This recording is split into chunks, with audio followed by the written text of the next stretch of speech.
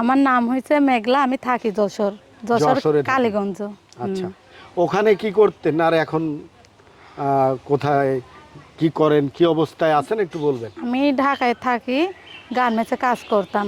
কেন এখন তো দেশের পরিস্থিতি ভালো না, কতদিন ধরে আমাকে বেতন টেতন দেয় নাই, এর জন্য কাজ কামও নাই। মানে কাজ, আমরাও জানি যে অনেক গার্মেন্টস ফ্যাক্টরি বন্ধ হয়ে হ্যাঁ গেছে।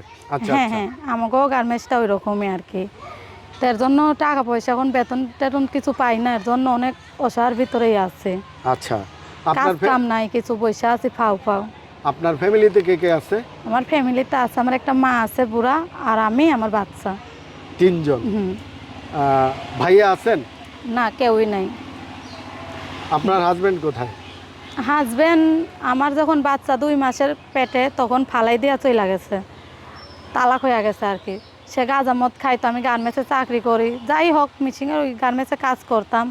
2-1 টাকা টুকটাক যাই পাই ওই টাকা দিয়া নেশা পানি করতো, আমার মায়ের ধুর করতো। এর জন্য ওই সংসারে আমি থাকি নাই, মাগিবাজি করে, এর জন্য আমি তালাক নিয়ে আইসা পড়ছি। আপু, আপনি খুব সুন্দর একটা মানুষ, দেখতে স্মার্ট, কথাবার্তা ভালো, কিন্তু এর পরেও আসলে পরপুরুষ পর নারীর কাছে কেন যায়? আসলে এটা কি, ব্যাখ্যাটা কি? হ্যাঁ, চরিত্র হয়তো এরকম ছিল, লুচ্চা টাইপের আর কি একটা লোক। দেখেন গাঁজা মদ খাইতো, নেশা পানি করতো, আমার মায়ের দূর করতো, আমি অসহ্য হইয়া কি গেছি কারণে তার সংসার। মারধর করতো? এই যে টাকা পয়সা যখন দিতাম না, ভালো। আমি কাজ কামে যাইতাম, যে আমি একটা মহিলা মানুষ, আমি কাজে যাই, মানুষের আমার আজে বাজে কথা কয়। গার্মেন্টসে মানুষে যখন কাজ করে তারা জানে যে তারা কি বলে মানুষে, ঠিক আছে। তা আমি অনেক কষ্ট মনে নিয়ে কাজ করতাম। তা আমার স্বামী ওইটা বুঝতো না, আমার মায়ের ধর করে আরো কত টাকা পয়সা আইনা দাও তোমার বাবার থেকে। আমার বাবা তো নাই, আমার বাবা অনেক আগে আমাদের ফালাই দেওয়া চলে গেছে ভারতে। তাইলে আমি কই থাকি, আমার মা অনেক অসহায় গরিব মানুষ, আমার অনেক ছোট থাকতে অনেক কষ্ট করে মানুষ করছে।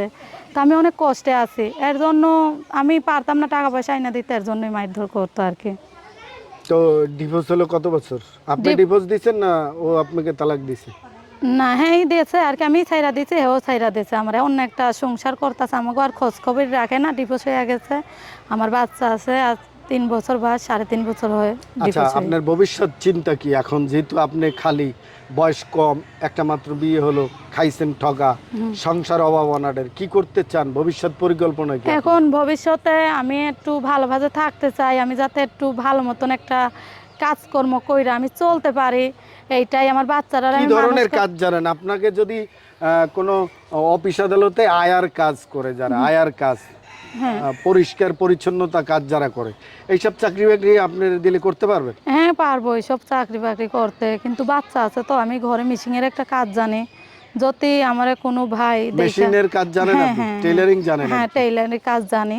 আচ্ছা। তে আমার একটা মিশিংও ছিল আগে, কিন্তু ওই যে করোনার ভিতরে, যখন করোনা হইলো সব কিছু বন্ধ ছিল, তখন ওই মিশিংটা আর কি বিক্রি করে আমরা চলতে পারতাম না। এমন একটা দিন আইছে আমরা চলতে পারতাম না, অনেক ছিলাম, তখন মিশিংটা বিক্রি করে দিচ্ছি, আর কিনতে পারি নাই, আচ্ছা এরকম আর আচ্ছা। কি। এখন কিভাবে চলে আপনার সংসার? এখন ধরতে গেলে আমার কোনো কাজ কামই নাই, একেবারে আমি বেকার বসে আছি, তার জন্য আমি ভিডিওর সামনে আইছি, আমার কোনোই কাজ কাম নাই। আচ্ছা আপু, এই অনেকেই বলে, আমরা তো জেলা শহরগুলো থেকে ঘুরে ঘুরে অসহায় মানুষের ভিডিও করি, কিন্তু সবাই বলে, আবার অনেকের দেখি থাকতেও অনেকে বলে, হ্যাঁ হ্যাঁ হ্যাঁ এক্স্যাক্টলি আমরা জানি না। হ্যাঁ, সেটাই তো। তবে আমরা যেটা চাই যে আপনি আসলে যেহেতু বেকার মানুষ, কাজ জানেন, শারীরিক অবস্থা ভালো, চেষ্টা করেন কর্ম করে খেতে, তাই তো? ওটাই তো ভাইয়ের জন্যই তো ভিডিওর সামনে আইছি, আগেও গেছিলাম, কিন্তু দেখেন মানুষেরা ওই যে কয় না, যে ভালো মানুষ এই দুনিয়াতে কেউই চেনে না, খারাপ মানুষের চাহিদা বেশি, কিন্তু ভালো লোকের চাহিদা কম। আচ্ছা আপু, একটু